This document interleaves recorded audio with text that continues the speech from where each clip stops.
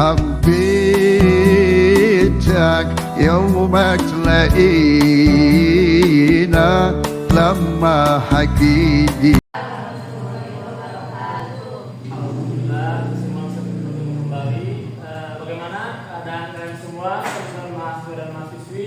semuanya? Alhamdulillah, semuanya lancar, tak kurang suatu apapun. Alhamdulillah. Oke, baik. Semua, hari ini kita akan melanjutkan sesi perkuliahan, yakni mata kuliah filsafat pendidikan Islam. Dan alhamdulillah, sebelum kita mulai, Allah Subhanahu Wa Taala menakdirkan kita semua bisa bersilaturahim, bermuajahah. Bismillahirrahmanirrahim. Assalamualaikum warahmatullahi wabarakatuh. Waalaikumsalam warahmatullahi wabarakatuh. Bismillah, alhamdulillah, wassalatu wassalamu ala rasulillah wa ala alihi wa ashabihi wa dzurriyyatihi wa mawala amma ba'du. Terima kasih pada semuanya yang masih tetap konsisten dan konsekuen untuk memenuhi kewajiban Anda sebagai mahasiswa menghadiri tatap muka perkuliahan selama 16 pertemuan dalam satu semester. Baik, untuk mengefektifkan dan menghabiskan waktu, kita masuk ke mata kuliah filsafat pendidikan Islam. Kalau kita bicara filsafat pendidikan Islam, maka ada 3 poin penting dari nomenklatur atau istilah yang perlu kita bedah, perlu kita kaji, perlu kita analisis secara komprehensif, secara detail, secara mendalam. Yakni 3 komponen itu adalah: 1, komponen filsafat, ya. Yang kedua adalah pendidikan. Yang ketiga adalah Islam. Dari 3 istilah ini, mungkin bagi teman-teman mahasiswa semua sudah tidak asing lagi. Pernah mendengar kata filsafat? Pernah mendengar kata pendidikan? Sudah familiar semua kan? Apalagi kata Islam. Ya, namun secara bahasa, para ahli sudah merumuskan apa yang dimaksud dengan filsafat, apa yang dimaksud dengan pendidikan, apa yang dimaksud dengan Islam. Baik, kita masuk ke inti pengertian dari 3 komponen tersebut. Filsafat itu berasal dari bahasa Latin, dari philei, ya, artinya mencintai. Berarti dari dua kata, ya. Yang kata kedua adalah sophia, artinya kearifan atau kebijaksanaan. Kalau disingkat itu menurut para ahli itu love of wisdom, ya, cinta akan kebijaksanaan, cinta akan kebaikan, atau cinta ilmu pengetahuan, ya. Dan tidak ada rasanya yang dianggap mengkhawatirkan, yang selama ini menjadi justifikasi sebagian orang kalau mendengar nomenklatur filsafat itu rigid. Mungkin ada sebagian komunitas kaum muslimin yang merasa rigid ketika mendengar filsafat, mengingat sejarah mencatat bahwa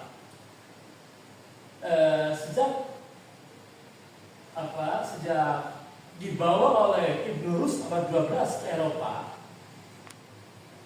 itu tidak terlepas dari pro dan kontra. Bahkan sebelum lahir Ibn Rushd pun, 1 abad sebelum lahir Ibn Rushd, ilmuwan Islam yang bergelar Hujjatul Islam itu pernah mengkritik habis para filosof yang terangkum dalam 20 alat metafisika yang terangkum dalam sebuah kitab atau sebuah buku yang beliau tulis, Imam Al-Ghazali, itu yang namanya tahafutul falasifah. Inti kitab tahafutul falasifah itu adalah mengkaji, mempreteli bagaimana kerancuan, kesesatan pikir para filosof yang diserang, yang dikritik oleh Al-Ghazali. Karena para filosof dalam pandangan Al-Ghazali dianggap tersesat, bahkan dipandang kafir dalam 3 statement filosof, termasuk para filosof muslim seperti Ibnu Sina, Al-Kindi, Al-Farabi, Ar-Razi, dan lain sebagainya. Apalagi Ibnu Ruwandi. Salah satu yang menjadi dasar kritikan Al-Ghazali terhadap para filosof adalah 1 dalam qadimnya alam, 2 dalam bahwa Allah tidak mengetahui sesuatu yang juz'iyah atau yang jenis-jenis atau hal yang partikular.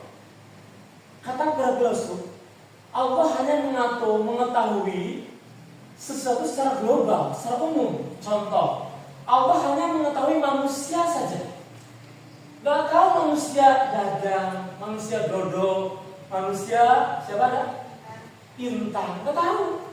Allah cuma manusia saja, perempuan saja, laki-laki gitu maksudnya.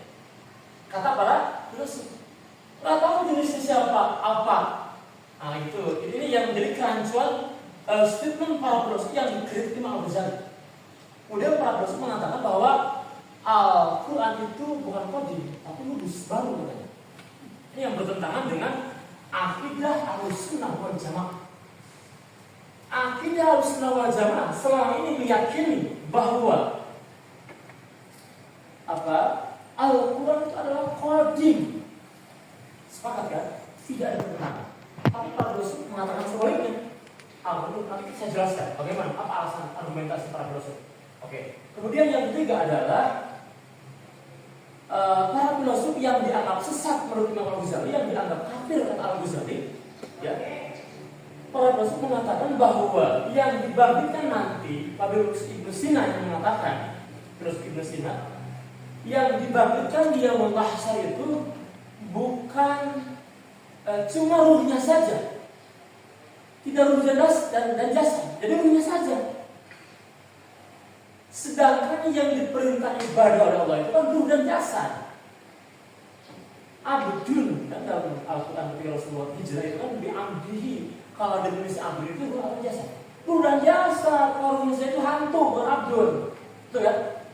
Oke. Bisa diterima sampai sini. Oke.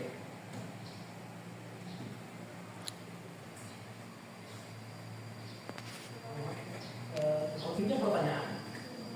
Menurut Davis White Black, filsafat adalah sebuah pertanyaan. Lahir dari pertanyaan. Betul sekali. Kata filsuf pertama yang pertama kali diyakini dia berfilsafat yang bernama Thales, filsafat adalah filosof itu lahir dari sebuah pertanyaan. Seseorang dikatakan filosof itu dulu karena dia bertanya. Termasuk Thales, sang filsuf pertama yang mengatakan apa bahan dasar alam. Kata Thales, what is the nature stem? Kata Thales, apa bahan dasar alam semesta ini? Kata Thales. Dijawablah, kata Thales, airlah yang menyebabkan kehidupan atau yang menyebabkan alam semesta. Karena dari airlah manusia hidup, dari airlah manusia lahir tercipta. Manusia kan terlahir dari substansi air mani atau dari tanah. Tanah pun itu kalau nggak ada air kan kering, nggak bisa tumbuhan. Tumbuhan itu pun hidup dengan air. Semua makhluk membutuhkan air, tidak ada yang tidak membutuhkan air. Itu alasan kenapa Thales menjawab bahwa alam semesta ini berasal dari air. Oke, lanjut. Ada Ridley, ada Lianji, ada Harun Nasution. Yang kalau baca semua ini terlalu banyak. Saya mungkin Nasution, Harun Nasution. Kata Profesor Dr. Harun Nasution, filsafat adalah berpikir menurut tata tertib logika dengan bebas dan terikat tradisi dengan dogma atau agama, ya. Maksudnya tidak terikat oleh tradisi, tidak terikat oleh dogma atau agama, dan dengan sedalam-dalamnya sehingga sampai ke dasar-dasar persoalan. Ini yang lebih pas menurut saya definisi dari Harun Sofyan. Karena sesuai dengan karakteristik berpikir besar ada 3. Satu, harus berpikir radikal, artinya berpikir mendalam sampai ke akar permasalahan. Yang kedua adalah berpikir sistematis runut sesuai logika dasar berpikir. Nah, ini yang menjadi komponen istilah dari Harun Sofyan. Yang ketiga adalah yang termasuk karakteristik berpikir filsafat adalah berpikir secara sistematis, bersistem, tidak lompat-lompat, runut dari A sampai Z, ya, dari pengertian sampai seperti tadi. Dia berpikir radikal, mempertanyakan akar, asal, dasar alam semesta dan apa terbuatnya. Gitu. Kalau Anda berpikir mungkin misalnya mempertanyakan manusia, dari mana manusia itu berasal? Ya, ini manusia berasal dari tanah, kan ada. Atau hari ini berasal dari Mars, berasal dari Yunani. Kemudian berpikir kritis, artinya yang termasuk berpikir filsafat itu harus kritis, tidak mudah menerima ajaran, statement, doktrin, dogma atau apapun itu secara apa adanya.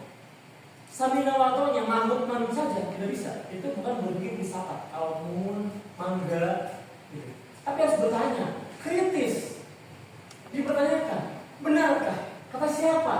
Dalam kitab apa? Paling tidak. Itu suatu karakteristik berpikir filsafat. Kemudian rasional, masuk akal, logik, ya, itu jadi berpikir filsafat. Berpikir rasional, logik, masuk akal, ya. Kemudian konseptual, jelas, teoritis, harus sesuai dengan teori. Kemudian koheren, berurutan. Sebagaimana kita ngaji kembali di pesantren ya, jerikan dulu, sorot dulu, kemudian tibriti, kemudian alfiah, kemudian mantik dan lain sebagainya. Kan nggak langsung mantik begitu pesantren, langsung dari awal, tahap. Mabadi ya, oke. Itu maksudnya kemudian konsisten, berpikir lurus, konsisten, ya lurus, tidak berlawan. Lanjut, sistematis, saling berkaitan, bersistem, runut, ya, metodis dengan cara menggunakan metode yang benar, ya, dan komprehensif, menyeluruh. Ini karakteristik berpikir besar. Lanjut, ini bahasa misalnya terlalu panjang ya. Sekarang kita masuk ke hal pendidikan. Sebelum pendidikan, saya persilakan untuk bertanya mengenai filsafat. Sampai di sini silakan bertanya. Silakan. Kami kan Bapak menyebutkan bahwa Ibnu Taimiyah dalam kitabnya Al-Rasul al-Nafiyah filsafat itu diharamkan. Dan Imam Al-Ghazali pun dalam kitabnya Tahafatul Falsafah mengharamkan juga filsafat. Nah, kira-kira apa yang menjadi dasar pemikiran mereka? Kenapa mereka sampai mengharamkan filsafat? Oke, baik. Ini pertanyaan yang sangat mendasar ya. Ini yang menjadi polemik, yang menjadi diskursus tidak berkesudahan. Dan sejak abad ramai-ramai polemik filsafat itu sejak Ibnu Taimiyah. Ya, Ibnu Taimiyah itu kira-kira abad berapa ya? Abad 11-12 lah, sebelum Al-Ghazali ya. Oke, kita 12 itu abad 11 Al-Ghazali, sebelum 11 Ibnu Taimiyah. Abad 11-12 itu ramai polemik filsafat di pertentangan. Karena Islam berkenalan dengan dunia filsafat itu kira-kira abad ke-8 ke-9. Tepatnya masa Khalifah dinasti Umayyah, Khalifah Harun Rasyid. Beliau yang intens terhadap ilmu pengetahuan. Beliau yang girohnya luar biasa terhadap ilmu pengetahuan, sehingga beliau memberikan apresiasi yang sangat tinggi terhadap para ilmuwan, para pakar, para ahli, para ilmuwan, para ulama yang ilmunya mumpuni di bidang-bidang. Sampai-sampai Harun Rasyid memberikan penghargaan kepada para penerjemah buku filosofi Yunani, project dari itu yang disuruh menerjemahkan buku filsafat Aristoteles ke dalam bahasa Arab. Kan bahasa Arab tadi. Dihadiahi seberat buku dengan emas. Contoh buku filsafat Aristoteles yang berbahasa Latin itu 1 kilogram beratnya misalnya. Maka hadiah penerjemahan itu adalah 1 kilogram emas. Bayangkan. Kalau 1 gram emas itu 500.000, kalau 1 kilo berapa? Itu honorar penerjemah 1 buku. Yang menerjemahkan itu waktu itu ketuanya adalah Abdullah ibn Muqaffa, kemudian Al-Bitriki, kemudian ada beberapa orang beliau yang sebagai koordinatornya, dan alhamdulillah sukses. Pengaruh besar umat Islam pasca penerjemahan buku-buku filsafat Yunani yang menjadi kontroversi waktu itu sampai sekarang, tapi bisa melambungkan dunia Islam ke puncak kejayaan, ke puncak peradaban. Oke. Alasannya, dasarnya yang mendasari para ulama atau para filosof Muslim senantiasa konsisten mengkaji, mendalami filsafat adalah satu, ini yang dilupakan oleh para pengkritik ilmuwan atau ulama seperti Ibnu Taimiyah, Al-Ghazali. Ya, mohon maaf, ini menurut saya. Pertama adalah Al-Quran. Al-Quran Karim itu lebih dari 50% menyuruh manusia berfilsafat. Indikatornya bisa kita lihat dalam ayat-ayat yang bernada, misal Al-Quran surah apa itu yang Inna bi khalqis samawati wal ardi wa ikhtilafil laili wan nahar la ayatin lil albab alladziina yadhkuruna Allaha qiyaman wa qu'udan wa 'ala junubihim wa yatafakkaruna fi khalqis samawati wal ardi. Ini ayat yang menjadi kesayangan Rasul ketika tahajud.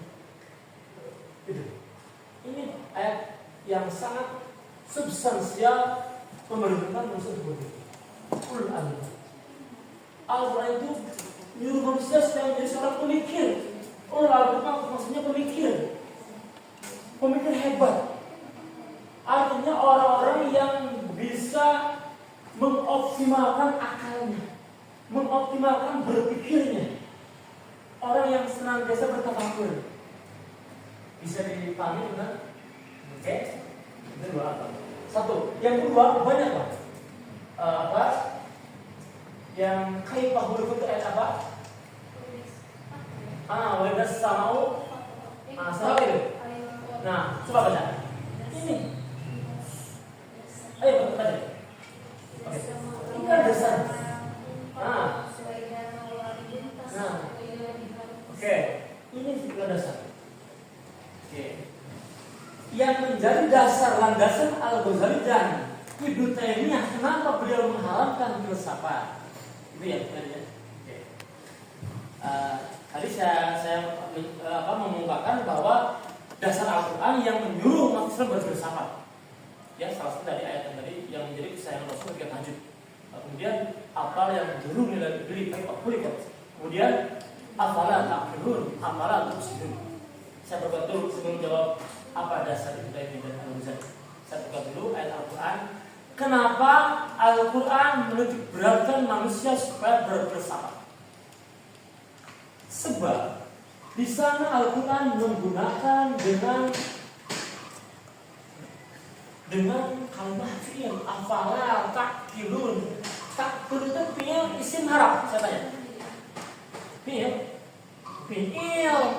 Ta'qilun kan fi'il. Ta'ana itu ada tanda mudhari', ya. Fi'il mudhari'. Nah, itu untuk memikir.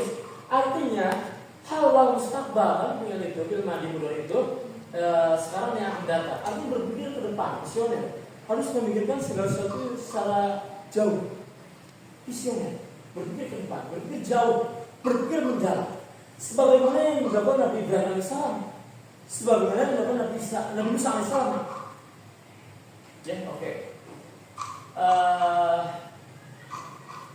Yang itu yang mendasari kenapa Al-Quran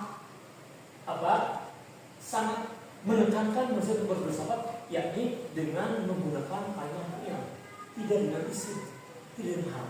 Fi'il kan hanya kata kerja. Ya, berpikir atau kerja bukan? Kerja sesuai dengan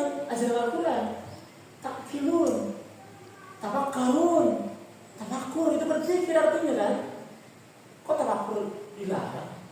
Rasulullah yang mau takut, tafakkaru fi khalqillah wa la tafakkaru fi dzikrillah. Nah, oke, kenapa? Kok para ulama sekali ulama besar, sang hujjatul Islam, Ibnu Taimiyah juga apalagi, ya, sama-sama ulama besar ini. Siapa yang meragukan? Siapa yang tidak gemetar mendengar nama Al-Ghazali Ibnu Taimiyah kan? Seluruh Islam, bukan seluruh Islam, dunia Barat pun bergetar kalau mendengar nama Al-Ghazali. Kalau mendengar Ibnu Taimiyah, buktinya di Harvard itu, kalau Anda tahu ya, kalau Anda nanti kuliah S2 di Harvard, apa yang dibaca di Harvard itu? Yang notabene menjadi kiblat peradaban dunia. Universitas terhebat di dunia kan, Harvard University itu. Belajar apa tuh? Mungkin minadawal ila ulumuddin. Kitab Al-Ghazali yang dipelajari S2 di sana itu. Makanya ketika beliau Abdullah kuliah di sana dapat beasiswa dari Kemenak, cuma 6 bulan dia selesai. Kita bicara dasar apa yang didasar? Satu, kalau Anda pernah baca kitab Tahatul Falsafah, kemudian Ar-Ra'du 'alal Mantiqiyah. Kalau saya simpulkan, tidak lebih dari Ghayatul Ikhtiyar. Ini yang mendasari Al-Ghazali dalam kitab Tahatul Falsafah. Sebenarnya Al-Ghazali hanya kehati-hatian saja. Takut umat Islam tergelincir akidah. Itu saja. Kalau berpikir terlalu jauh, berpikir terlalu mendalam kayak para filosof, takut seperti tadi, seperti siapa? Ibnu Sina yang mengatakan bahwa yang dibangkitkan di alam mahsyar itu ruhnya saja. Ini kan mindset. Ini bertentangan dengan akidah Ahlussunnah wal Jamaah. Sepakat? Ini yang mendasari alasan kenapa Al-Ghazali melarang, bahkan sampai melarang para filosof. Ya, oke. Kemudian Ibnu Taimiyah sama begitu berbeda. Dan Ibnu Taimiyah juga lebih dari kekhawatiran, terlalu khawatir umat Islam akan tergelincir, akan terjebak dalam khurafat, bid'ah dan tahyul. Dalam kitab apa? Ar-Ra'du 'alal Mantiqiyah. Artinya penolakan terhadap filsafat. Kitab yang menolak filsafat. Nah, kalau disimpulkan, kenapa Al-Ghazali mengkhawatirkan takut umat Islam tergelincir akidah? Dan Ibnu Taimiyah juga sama. Takut umat Islam itu terlalu mendewakan akal. Itulah maksudnya. Sebagaimana barat yang terlalu mendewakan akal, terlalu berpikir rasional, sehingga dia kebablasan.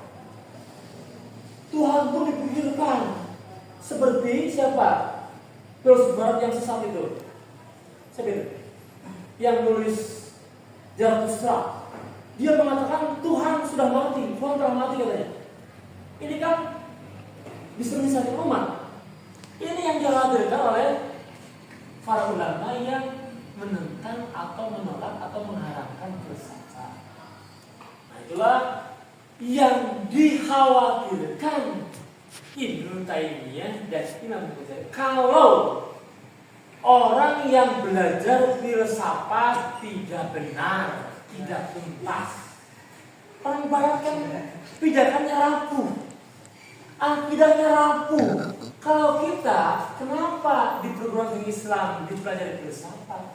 Karena dibentengi dengan akidah Islam. Ada pembandingnya ilmu kalam, ilmu tauhid. Betul kan? Kita belajar tauhid, belajar ilmu kalam, ya kan? Sebagai peredam, ya, agar kita tidak berpikir sesat. Ada ilmu mantik untuk meluruskan berpikir kita. Ya. Kalau sudah berhasil, ya. Jadi tidak semua filsafat itu sesat, sepakat ya? Ada filsafat yang benar, filsafat yang ditulis oleh para filsuf Muslim. Ada juga yang salah, kita akui. Yang salah kita buang, yang salah kita tolak, yang sesat kita tolak, yang benar kita jadikan benar. Oke, baik. Itu saja yang bisa kita insya Allah di kita akan lanjut mengkaji secara mendalam serta mengenai filsafat pendidikan Islam. Baiklah, kita akhiri. Mohon maaf atas segala kekurangan kekurangannya. Assalamualaikum warahmatullahi wabarakatuh. Waalaikumsalam warahmatullahi wabarakatuh.